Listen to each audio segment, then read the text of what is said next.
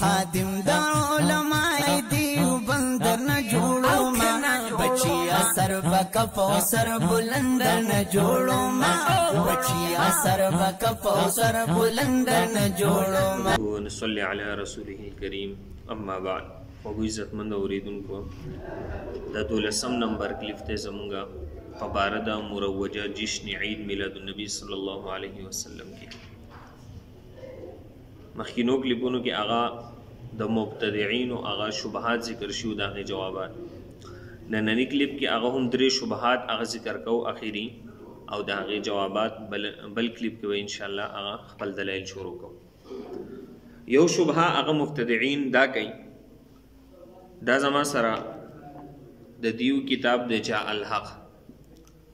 د دې حکیم الامت مفتی احمد یار خان نعیمی آغا لیکل دی. آغا پر صفحہ نمبر 190 کے آغا ذکر کئی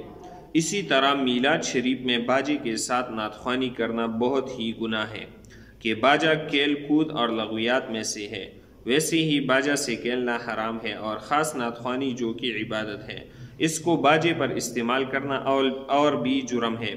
اگر کسی جگہ میلاد شریف میں یہ خرابیاں پیدا کر دی گئی ہو تو ان خرابیوں کو دور کیا جائے لیکن اصل میلاد شریف کو بند نہ کیا جائے. اگر عورت بلند آواز سے قرآن کی تلاوت کرے یا لوگ قرآن کریم باجے سے پڑھنے لگے تو ان بےہودی کو مٹا دو، قرآن پڑھنا نہ روکو کیونکہ یہ عبادت ہے. د دې خلاصه دا ده دی وایي دې ته چې کله وویلی شي چې په میلاد شریف کې ستاسو هغه پلانکي خرافات کېږي، پلانکي څومره خرافات د دې په دې میلادونو کې کېږي هغه ورته ذکر کړي، نو دغه خرافات هغه منع کوي، د هغې رد وکړي او اصل میلاد شریف چې دی نه هغه منع کول نه دي پکار. دا هغه یاد ساتل پکار چې امر مباح بلکې امر مستحب د دې سره چې هم یو امر غیر مشروع هغه یوځای شي، نو دا امر مباح بلکې مستحب هغه هم ناجایز چې دی هغه ګرځي. مثال کے طور پر دعوت لتلل دعوت قبلول هغه مستحب دي، خو لیکن د دې سره چې کله امر غیر مشروع هغه یوځای شي چې یو دعوت هغه داسې دی چې الته چې دی نه هغه مختلف قسم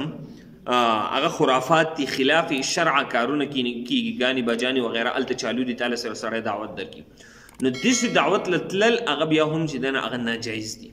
نو ګوره دعوت قبلول مستحب خو د هغې سره یو امر غیر مشروع هغه یوځای شو، یا یو سړی تعالی دعوت درکړي او د هغه خوراک حرام دی، نو داسې تلل داسې خوراک کول هغه هم چې دی نه هغه ناجایز دي. نو د یو امر مستحب سره یو امر غیر مشروع یوځای شو، نو هغه امر مستحب هغه هم ناجایز ګرځېږي. دغه رنګې چې دی نه هغه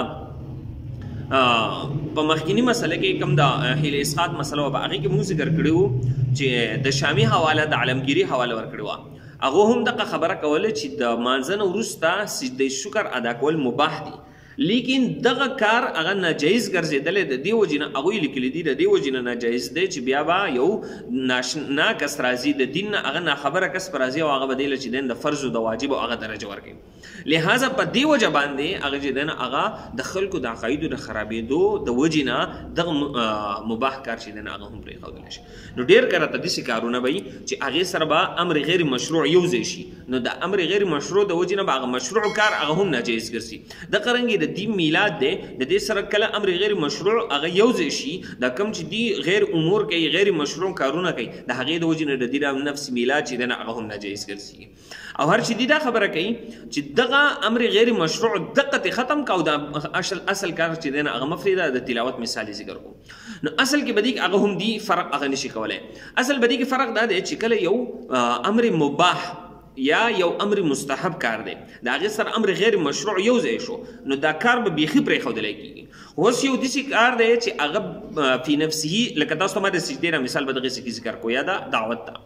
یو کار داسې دی بل چې هغه فی نفسه هغه مباح مستحب نه دی بلکې لازمي دی. لکه اوس ګوره جنازې مونځ او جنازې سره تلل دا ضروري دي، نو دا ضروري کار نه دی. اوس په دې جنازه کې یو زنانه راشي نوحه کوي،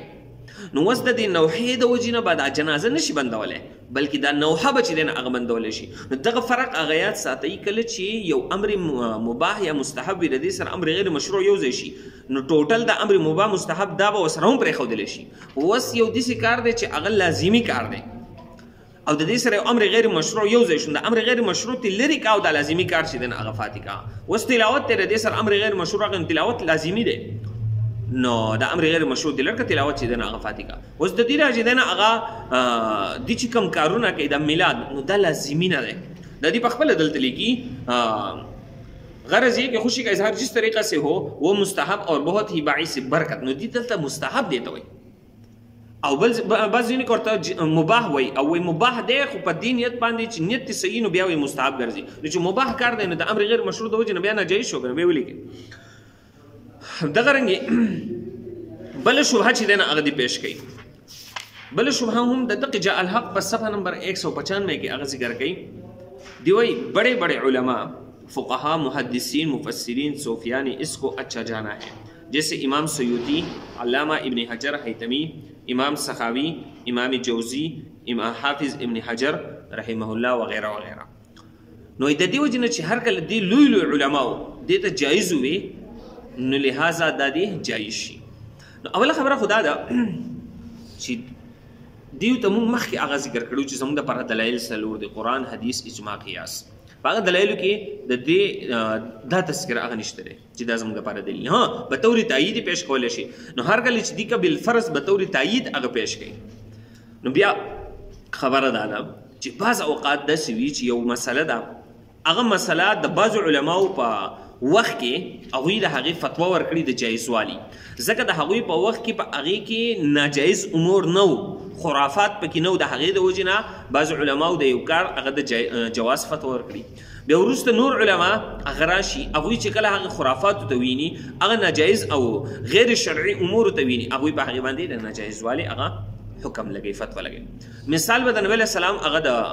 دور نه هغه پیش کو د نبی سلام په دور کې نبی سلام اجازه ورکړو زنانو ته چې تاسو جمعه ته راتلل شي مونږ کولای شي خو لیکن نو الته ګوره فتوا سوا د زنانو جمعه ته راتلل جایز بیا چې کله د صحابو دور راغی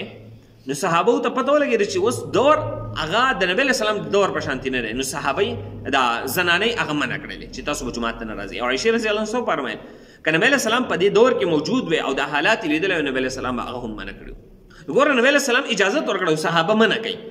ولی حالات ته ګوري د حالات مطابق چې دغه هغه فیصله کوي نو کبل فرض علامه ابن حجر سیوطی او دغه رنګ امام سخاوي دغه خلکو که اجازه ورکړي نو هغه په هغه بنا باندې ورکړي چې د نن سباني کوم خرافات پکې کیږي هغه په هغه په وخت کې هغه نو د دې وجنه هغه اجازه ورکړي او د چې کوم د حواله دلته پیش کړي د دین مخ کې دغه چې راشي تفسیر روح البیان پارا نمبر 26 سورۃ الفتح زیر آیت محمد رسول الله د دې تحت چې دا دلیل پیش کړي نو په خپل بری کې لیکلي ومن تعظیمه عمل المولد اذا لم يكن فيه منکر کله چې بدی کې منکرات نه وي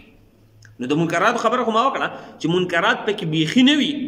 اخو زمون په نسبت باندې هغه هم جایز دی چې وخت او تعین او هغه مخکې ما تذکرہ کړی دا آینده کلیپونه کې بیا زمون دلایل چې کله روان کلیپ کې شروع شي باقي کې به هم تذکرہ کوم